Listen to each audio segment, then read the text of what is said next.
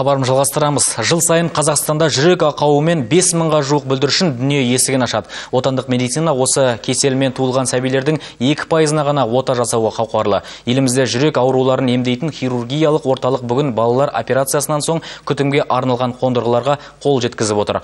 Ауруханаға медициналық жабдықтар "Мен де өмір сүргім келеді" қайырымдылық жобасының аясында табысталды.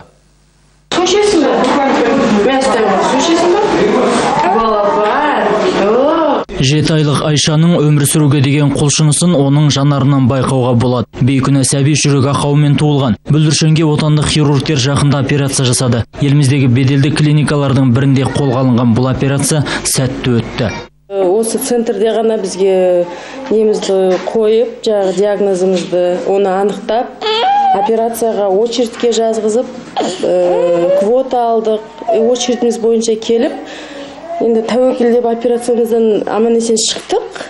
Жүрек ақауымен туылған балаға дер кезінде операция жасау кеште болса қолға алынуда. Алматыдағы Сызғанов атындағы ғылыми хирургиялық орталық былтыр өз мамандарын Италияда оқытқан болатын. Биыл солардың көмегімен бірнеше операция сәтті жасалған. Бүгін қайырымдылық қорлары қауымдастығы осы мекемеге 35 миллион теңгеге бағаланатын қондырғыларды сыйлады. Шетелдік жабдықтар ота жасалған бүлдіршіннің өмірге бейімделуіне көмектеседі. Бірінші, үшінші күн балалар туғанда оларға бірінші интенсивный терапия керек.